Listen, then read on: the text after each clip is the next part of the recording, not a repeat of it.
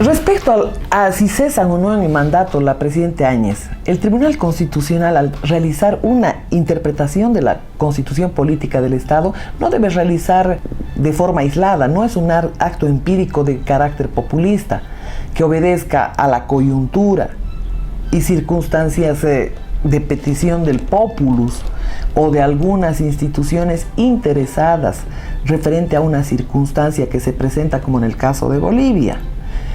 La interpretación que se debe realizar es a partir de la Constitución Política del Estado y desde la Constitución Política del Estado.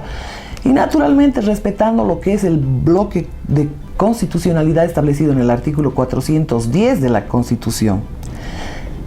Supone en todo caso hacer una interpretación, ¿qué les digo?, en lo referente a la legalidad, respetar precisamente lo que se llama el derecho al debido proceso.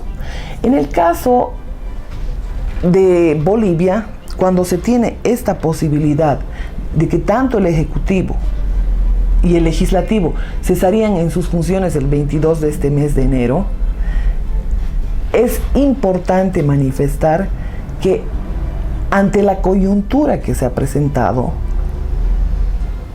y sobre todo cuando se tiene a un expresidente que se ha dado a la fuga, que ha huido del país, dejando un vacío de poder, haciendo un abandono, si queremos, del cargo, la Constitución Política del Estado es clara al referir que ante una situación de renuncia del primer mandatario, asume esa condición el presidente del Legislativo.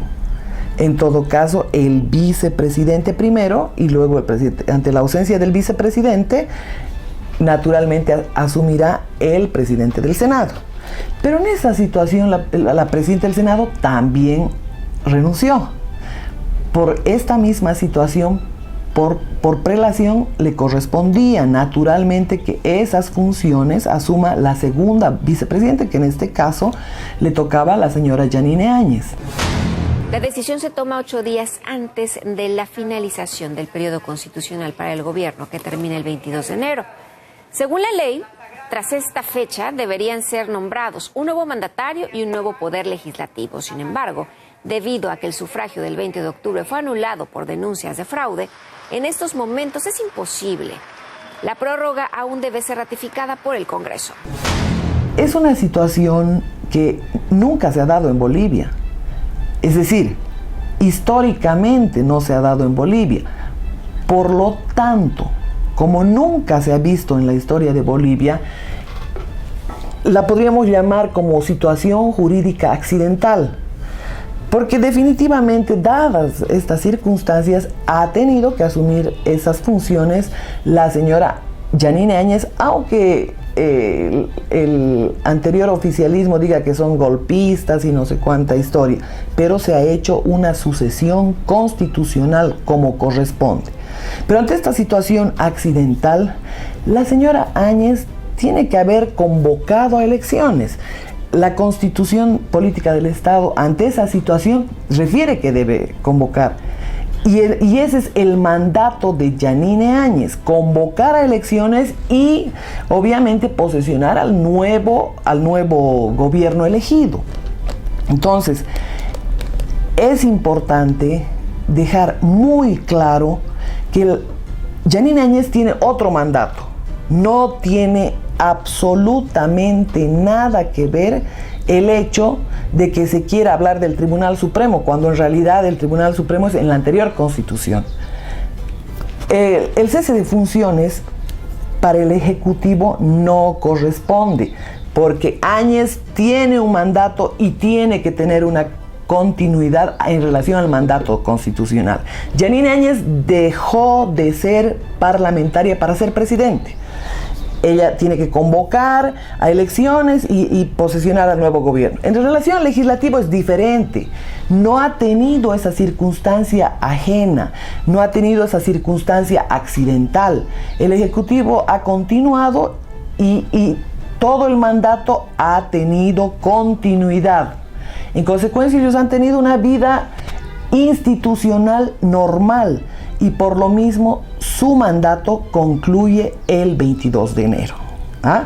Dirán que hay un vacío de poder. Eso no es evidente, porque el Ejecutivo sí puede gobernar sin el Legislativo. Han habido muchas experiencias anteriores donde el Ejecutivo puede gobernar, si bien no puede hacer leyes, pero sí puede, para gobernar, puede hacerlo mediante decretos para el normal funcionamiento del Estado.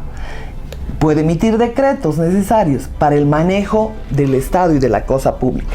En consecuencia, y en resumen, debe continuar y no puede cesar por mandato constitucional de continuidad, porque la Constitución le está diciendo, señora presidenta, usted, como emergencia de las circunstancias, debe llamar a unas elecciones y entregar el poder al nuevo presidente elegido. Esto debe continuar por ese mandato.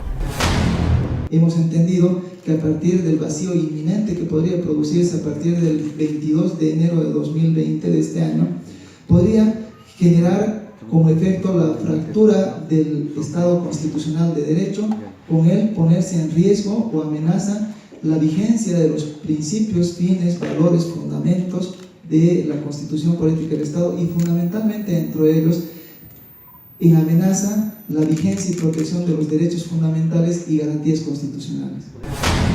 No es situación similar para el legislativo, cuando ellos sí han tenido una vida normal, natural, continua, sin interferencia, y ese su mandato constitucional concluye el 22. Por lo tanto, no puede haber una eventualidad de que, como dice Zaffaroni, se tiene que aplicar la ultraactividad de la ley.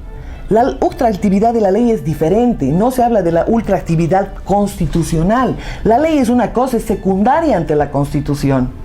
La Constitución es la norma suprema. El señor Zaffaroni está equivocado al hablar de la ultraactividad de la ley que debe aplicarse. La ultraactividad de la ley se aplica cuando existe una contradicción, una contraposición entre dos normas, la norma actual y la norma antigua, y se aplica por el principio de favorabilidad la norma anterior.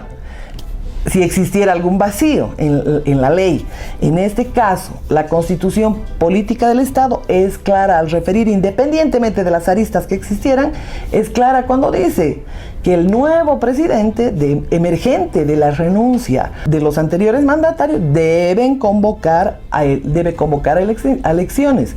Y eso es lo que se tiene que hacer por el principio de continuidad en el mandato de lo que es la cosa pública. Como resultado de la argumentación aplicada por el Tribunal Constitucional Plurinacional, se estableció que corresponde la prórroga del periodo de mandato de las autoridades de los órganos del poder público de los niveles central y subnacional, ejecutivo y legislativo, hasta la posesión de las nuevas autoridades electas en las elecciones generales de presidenta o presidente, vicepresidenta o vicepresidente, senadoras y senadores, y diputadas y diputados, y representantes ante los organismos parlamentarios supraestatales del Estado Plurinacional de Bolivia.